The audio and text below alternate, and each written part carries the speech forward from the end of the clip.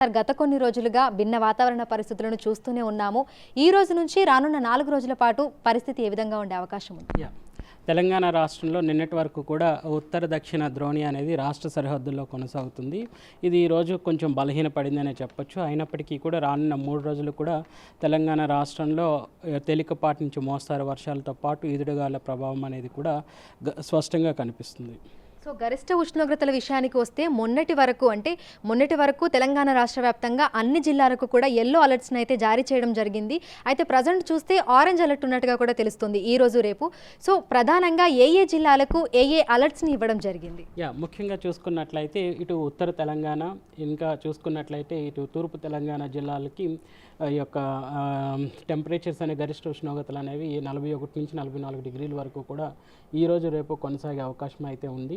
అయినప్పటికీ కూడా ఈ యొక్క పశ్చిమ జిల్లాలు ఇటు సిటీ పరిసర ప్రాంతాల్లో కూడా మనకి ఈరోజు సాయంత్రం నుంచి కూడా తేలికపాటి వర్షాలతో పాటు ఈదురుగాలుల ప్రభావం కూడా ఇక్కడ ఉండే అవకాశం అయితే కనిపిస్తుంది. ఈ యొక్క పశ్చిమ జిల్లాలన్నీ కూడా చూసుకున్నట్లయితే ఇక్కడ గంటకి 30 నుంచి 40 కిలోమీటర్ల వేగంతో గాలి వీచే అవకాశాలు కూడా స్పష్టంగా కనిపిస్తున్నాయి.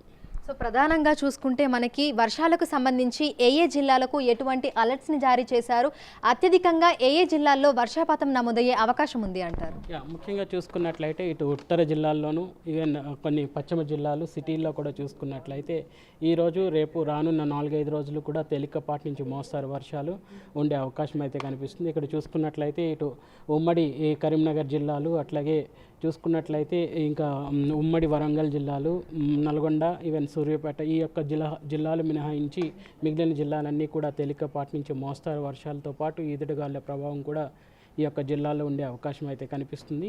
రేపు కూడా మ్యాక్సిమం అన్ని జిల్లాలకు కూడా తేలికపాటి నుంచి మోస్తారు వర్షాలతో పాటు ఈదురుగాలుల ప్రభావం కూడా ఉండే అవకాశం అయితే కనిపిస్తుంది. మొదటి 2 రోజులు కూడా చూసుకున్నట్లయితే ఈ ఈదురుగాలుల ప్రభావం అనేది గంటకు 30 నుంచి 40 కిలోమీటర్ల మేర ఉండే అవకాశం అయితే కనిపిస్తుంది. తర్వాత 13-14 తారీఖుల నుంచి ఈ యొక్క గాలి తీవ్రత కూడా పెరిగే అవకాశం అయితే కనిపిస్తుంది. అయితే ఉరుములు మెరుపులు ఈదురుగాలులతో కూడినటువంటి వర్షాలు ఉన్నప్పుడు సాధారణంగా మనకు గరిష్ట ఉష్ణోగ్రతలు కొంతవరకు తగ్గుతూ ఉంటాయి. కానీ ఈ రోజు రేపు చూస్తే గరిష్ట ఉష్ణోగ్రతలు 41 నుంచి 44 డిగ్రీల వరకు కూడా నమోదయ్యే అవకాశం ఉన్నట్లుగా కూడా మీరు తెలపడం జరిగింది. ఎందుకు అంటారు? మళ్ళీ ఇంతలాగా ఎందుకు పెరిగింది అంటారు?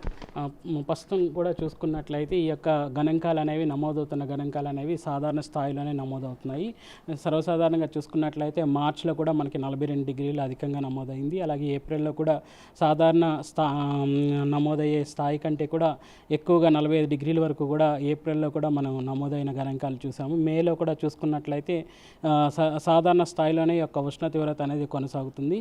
ఈ యొక్క అంచనాలు కనుక చూసుకున్నట్లయితే ఈ యొక్క 2 రోజులు కూడా ఉత్తర తెలంగాణ అట్లు తూర్పు తెలంగాణ భాగాల్లో ఉష్ణ తీవ్రత అధికంగా ఉన్నప్పటికీ కూడా ఈ యొక్క పశ్చిమ భాగాల్లో మాత్రం వర్షం అనేది అధికంగా ఉండే అవకాశం అయితే కనిపిస్తుంది.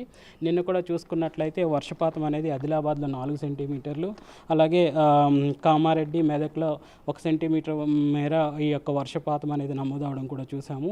సో నిన్న కూడా నమోదైన గణాంకాలు ఉష్ణ తీవ్రత గల గణాంకాలు కనుక చూసుకున్నట్లయితే ఖమ్మంలో 41.4 డిగ్రీలు, ఈవెన్ నల్గొండ, ఈవెన్ కొన్ని జిల్లాలు నిజామాబాద్, రామగుండం ఈ యొక్క జిల్లాల్లో 40 డిగ్రీలు, ఈవెన్ సిటీలో కనుక చూసుకున్నట్లయితే 38.9 డిగ్రీల వరకు కూడా ఉష్ణ తీవ్రత అనేది నమోదవడం కూడా చూడవచ్చు. అయితే భారత వాతావరణ కేంద్రం నైరుతి ఋతుపవనాలు కేరళని 4 రోజుల ముందే తాకే అవకాశం ఉన్నట్లుగా కూడా తెలిపింది.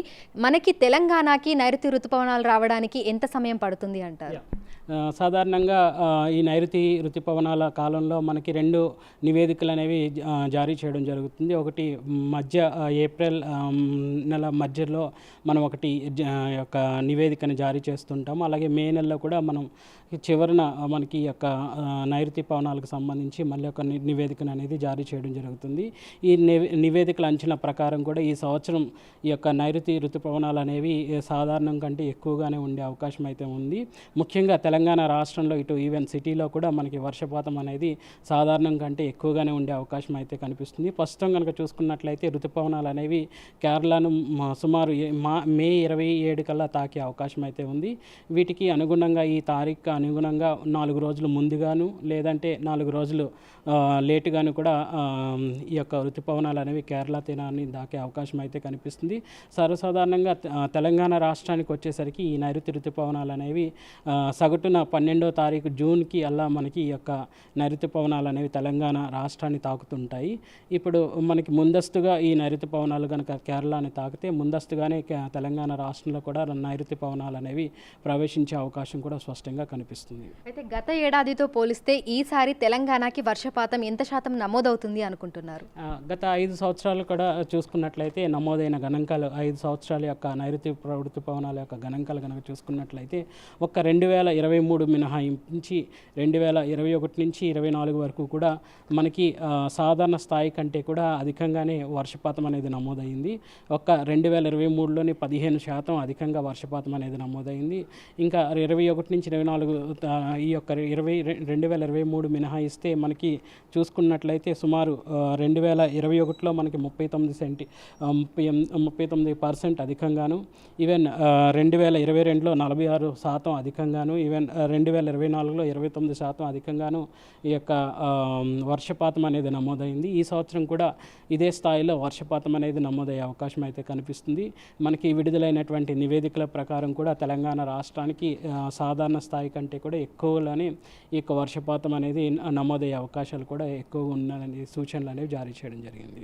నైరుతి ఋతుపవనాలు కేరళలోకి మే 27న ఎంటర్ అవుతే తెలంగాణ రాష్ట్రంలోకి ఎంటర్ అవ్వడానికి ఎన్ని రోజుల సమయం పడుతుంది అంటారు? సాధారణంగా చూసుకున్నట్లయితే ఒక సుమారు జూన్ సర్వసాధారణంగా కేరళని తాకడానికి జూన్ 1న ఈ యొక్క మనకి నైరుతి పవనాలు అనేవి 1వ తారీఖున తాకుతుంటాయి. సో తెలంగాణ రాష్ట్రానికి 12 రోజుల వ్యవధి అనేది సుమారు పడుతుంది. ఎప్పుడైతే అనుకూలంగా వాతావరణ పరిస్థితులు కనుక అనుకూలంగా సుమారు 6 పారామీటర్స్ అనేవి వీటిని నైరుతి పవనాల రాకను ఉద్దేశించి అనుగుణంలోకి పరిగణలోకి తీసుకుంటూ ఉంటారు. ఎప్పుడైతే ఈ 6 వాతావరణ పరిస్థితులు అనేవి అనుగుణంగా ఉన్నప్పుడు మాత్రం ఈ నైరుతి ఋతుపవనాలు అనేవి చురుగ్గా కదలడంతోనే పాటు ముఖ్యంగా దక్షిణ భారతదేశాన్ని ముందుగా కవర్ చేసిన తర్వాత క్రమేపీ ఉత్తర భారతదేశం వైపు ఇది కొనసాగే అవకాశం అయితే కనిపిస్తుంది. ఈ చురుకుదనం అనేది ఈ యొక్క ఉన్నటువంటి వాతావరణ పరిస్థితులను బట్టి ఈ యొక్క చురుకుదనం ఎంత చురుకుదనంగా కదులుతానే అనేది కదలాడిక అనేది మనం అంచనా వేయొచ్చు. ప్రస్తుతం చూసుకున్నట్లయితే ఒక 2 వారాల్లో కనుక చూసుకున్నట్లయితే కాల వ్యవధిలో ఇది కవర్ అవుతుంది. ఒక్కొక్కసారి అంచనాలకు భిన్నంగా కూడా తొందరగా కూడా ఒక్కొక్కసారి కవర్ అయ్యే అవకాశం కూడా కనిపిస్తుంది. అయితే ఈ ఏడాది తెలంగాణ రాష్ట్ర వ్యాప్తంగా సమృద్ధిగా వర్షాలు కురుస్తాయి అని చెప్పుకోవచ్చా?